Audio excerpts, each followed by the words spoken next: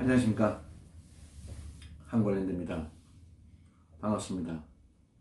오늘 좀 중요한 이야기를 좀 하려고 합니다. 제주도 입도를 원하시거나 또 제주도의 전원생활, 휴양생활, 노후생활을 하실 분들, 제주도 계속 인구는 많이 유입되고 있습니다. 제주도가 워낙 좋으니까, 자연과 현대문화가 함께 하니까 우리나라에 제주도만큼 좋은 데가 있겠습니까? 그런데 지금 굉장히 오늘 중요한 이야기 좀 하려고 하는데, 연일 여러분들 유튜브를 시청을 하시면서 가끔 그런 걸 보실 거예요. 농지법이 올해부터 강화된다 하는 내용을 보실 겁니다. 실제로 농지법이 행정청에서, 정부죠, 정부에서 육지고 제주도가 할 것 없이 지금 농지법을 굉장히 강화시키고 있습니다. 반대로 농업인은 지원책, 농업인 장려책, 농업을 하기 위해서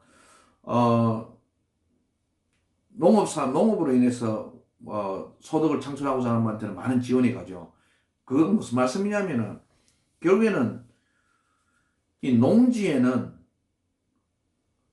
목적대로 농업을 시행해라, 그 뜻이잖아요. 그죠? 우리가 반대로 다시 한번 생각해 보자. 그러면 농지는 농지로서의 존재의 목적이 있다, 그 뜻이잖아요. 그러면 우리는 일반인들이 현실적으로 생각할 때 농지법이 계속 강화되고 있는 이유는, 결국에는 일반인들이 노후생활, 전원생활, 휴양생활을 하기 위해서 제주도에 토지를 매입하는 것은 대부분이 농지입니다. 왜? 가격이 싸니까 거기에 건축을 하려고 하지 않습니까? 그런데 계속 농지법이 강화되면 어떻게 될까요? 건축을 못하게 만들겠죠. 지금은 행정부 시행령, 그러니까 우리가 헌법, 법률, 명령, 조례, 규칙, 이런 순위가 있죠. 상위법부터 다 아시는 내용인 것 같습니다. 헌법, 법률, 명령, 조례, 이거 우리 학교 때 많이 배웠던 다 내용인데, 헌법은 이거는 국민 투표에 의해서 하기 때문에 이거는 개정하기 힘들지만은, 법률은 뭡니까? 이거는 국회에서 입법을 하는 거죠. 그죠? 이 명령은 행정부에서 하는 거 아닙니까? 결국 제가 지금 이거 설명하려고 하는 게 아니고, 조례는 어쨌든 지방이고, 요것도 지방입니다. 그죠? 마음대로 지방에서 이 조례를 손댈 수가 없죠. 이 행정부 명령 규칙에 의해서 조례를 여기에 맞춰서 개정하잖아요. 그런데 일반인들이 잘못 생각하고 있는 부분이 뭐냐면은, 제주도 조례를 이야기하고, 심지어는 제주도 특별자치도법에 인해서 좀 제주도는 좀 완화시키지 않겠나, 제주도는 단독으로 뭔가 할 수 있지 않겠나, 법을. 절대 안 되죠. 제주도 특별자치법은요, 특별법이 아닙니다. 연일 제주도 작년이고 올해고 제주일보, 한라일보 이렇게 보면 제주도의회에서 늘 국회하고 좀 이래 싸워서 의견을 게재하고 하는 게, 제주도 특별자치도법을 좀 원래 제주도 특별자치도와 국제자유도시의 취지대로 맞게끔 조례를 바꿀 수 있는 입법권을 달라라고 이야기를 많이 하잖아요. 자, 복잡한 이야기는 떠나서, 제주도 특별자치도법은 말만 문인만 제주도 특별자치도법이지, 특별법이 아닙니다. 우리가 흔히 알고 있는 특별법 우선의 원칙, 신법 우선의 원칙, 이런 게 제주도 특별자치도법에는 해당되지 않습니다.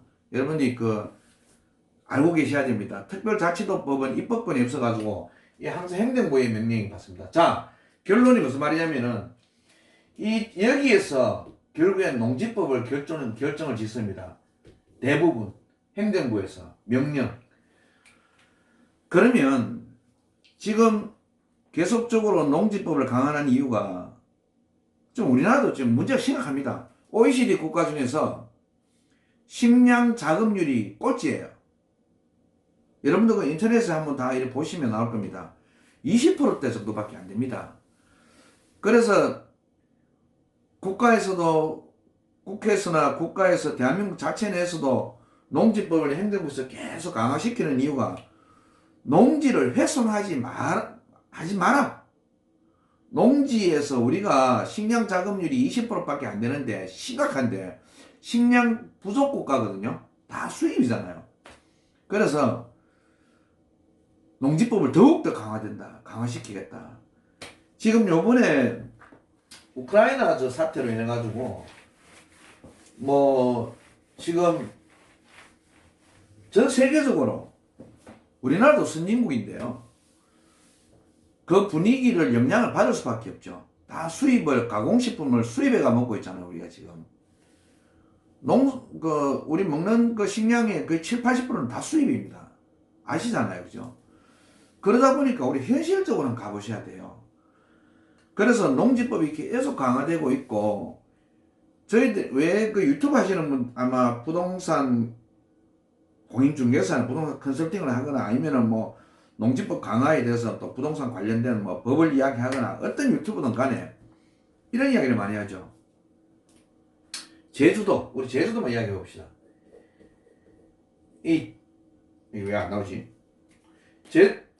제주도 죄송합니다. 제주도가 잠깐만요. 제주도가 계속 자연을 너무 훼손하고 있으니까 지금 우리가 중산간 같은 경우에도 왜 법률적으로 자꾸만 이 건축을 제한하느냐 하면은 오수관이 필수돼야 된다. 이런 부분들이 왜 자꾸만 제한을 하냐면은 자연 보호 때문에 그러거든요. 그러면 결국에는 농지도 훼손하면은 자연이 손상되는 거단 말입니다. 그래서 우리 고객분들이 저희들은 대부분 그럽니다. 이왕이면은 건축 허가를 더 하세요라고 이야기를 말씀드리죠. 왜? 농지법이 강화되는 분위기니까. 20년을 이제 부동산을 이렇게 쭉 컨설팅을 하면서 준비를 하면서 이렇게 느끼는 게 법이 농지에 관련돼서는 계속 조금씩 강화되고 있어요. 자, 요 다음 순서. 농지법이 이제 뭐 농지연부가 없어지고 농지지 대장을 만든다는 거는 한눈에 농지를 소유를 다 들여다보겠다는 뜻이거든요. 그래서 이제 농지대장으로 바뀌잖아요. 그럼 그 취지는 뭐냐면은 뭐 쭉 복잡한 걸 다 떠나서 농지대장을 만들어 놓고 한눈에 그 농지를 관청에서 다 들여다보겠다는 겁니다. 그래서 지금 우리가 1000제곱미터 이하는 제주도 같은 경우는 주소 전입신고 없이 주말 체험 영농 목적으로 해가 취득이 가능합니다. 그리고 건축도 적시 가능합니다. 그 다음에 1000제곱미터 이상은 주소 전입신고도 해야 되겠지만은 최소한 농사를 1년 이상을 짓고 난 뒤에 건축이 가능합니다. 자, 여러분들이 지금 제주도 입도를 해서 하셔가지고 노생활, 주택, 준원생활, 휴양생활, 세컨하우스, 뭐 농가주택, 독채펜션 여러 가지 목적이 계시겠죠. 전부 다 건축을 목적으로 하잖아요. 근데 지금 농지만 탁 사놓고 전혀 건축 허가를 득하지 않으면 나중에 1년 뒤 어떻게 변할지 모릅니다. 제가 생각할 때는 아마 올해가 끝나고 내년 초쯤 되면은 이 건축도 제한을 할 것 같아요. 농지에. 뭐 제 개인적인 관점입니다. 그래서 이왕이면은 허가를 득해라. 허가 득하는 거 비용 크게 그렇게 뭐 나중에 어차피 허가를 득할 것 같으면 지금 허가를 득해놓고 건축은 어차피 3년을 유예 기간이 있잖아요. 허가를 득해놓으시고 그리고 3년의 유예기간이 지나고 나면 착공계 필증을 받아서 여기서 또 농사를 지으면 1년씩 물론 1년에 뭐 150만 원씩 듭니다만은 1년씩 계속 유예를 할 수가 있잖아요. 계속 여러분이 농지로 갈 게 아니면 집을 짓는 목적으로 여러분이 취득을 하실 거 아닙니까? 그러면 오늘의 결론은 그겁니다. 농지를 매입을 하시면 이왕이면 건축허가를 득해라라고 제가 말씀드립니다. 득해놓으시고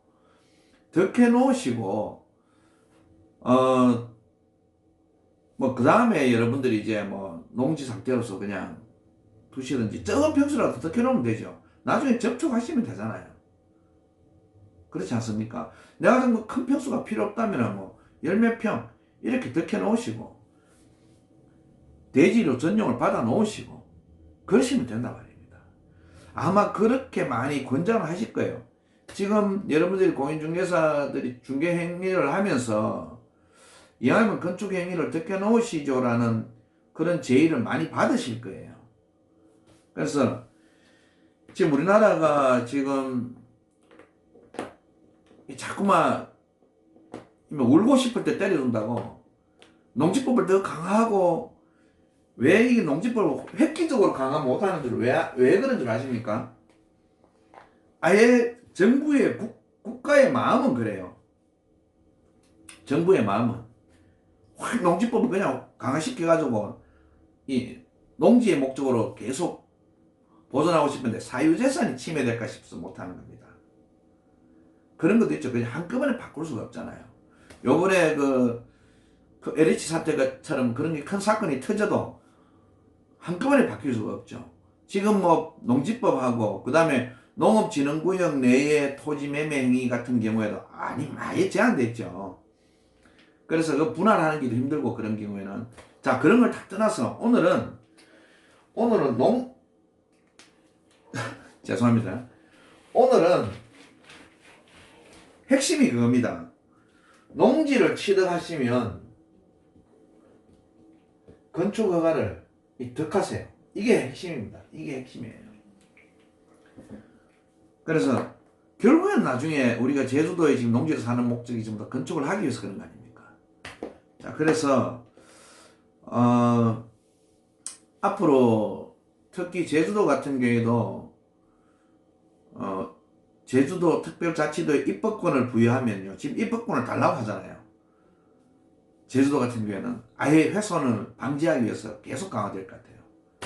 그래서 여러분들이 이게 좋은 참고가 되셨으면 좋겠습니다.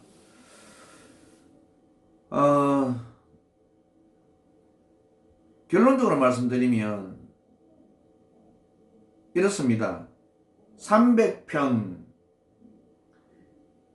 이상의 주소 전입을 해야 되는 경우에 특히 건축을 허가를 득하면 주소 전입 신고를 하지 않아도 되지 않습니까?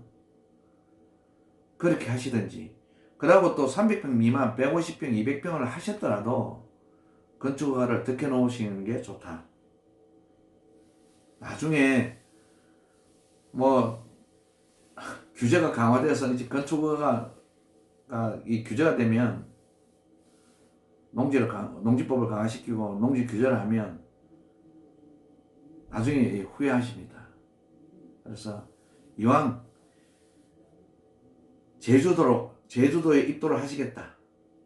그리고 제주도에 산 땅을 살려면 농지를 사야 되는데 그렇다고 비싼 대지나 1종 주거지 2종 주거지 너무 비싸니까 못 사니까요. 아니면 뭐 지목이 임의인데 아주 편안한 땅 뭐 이렇게 사시든지 그런 결정을 하실 때가 됐습니다. 자, 오늘은 이왕이면 제주도에 입도를 원하시고 산 땅 농지를 사서 내가 건축을 목적으로 하신다면은 농지 취득과 동시에 건축허가를 득해 놓는 게 분위기상 맞다. 부동산 오래 하신 분들은 감이라는 게 있어요. 느낌이라는 게 있거든요. 그걸 조언을, 이 자문을 참조 좀 하시고 그렇게 하시길 바랍니다. 자, 오늘 여기까지 말씀드리고 마치겠습니다. 여러분들께서 하여튼 특히 구독과 좋아요, 구독을 해주시면 항상 이런 어떤 좋은 대화들, 좋은 정보들, 뭐 이런 걸 같이 공유하는 그런 시간들이 되실 겁니다. 자, 마치겠습니다. 꼭 지금 농지를 하셨는 분이나 지금 하려고 계획하시는 분들, 모든 분들 다 건축허가를 적게 놓으시는 게 좋습니다. 제발 이 전문가들이나 경험자들, 그 다음에 그 경력으로 인해서 이 농지가 바뀌어가는 과정을 살펴봤는 전문가들의 말씀을 들어주시길 바랍니다. 감사합니다. 한국아일랜드입니다.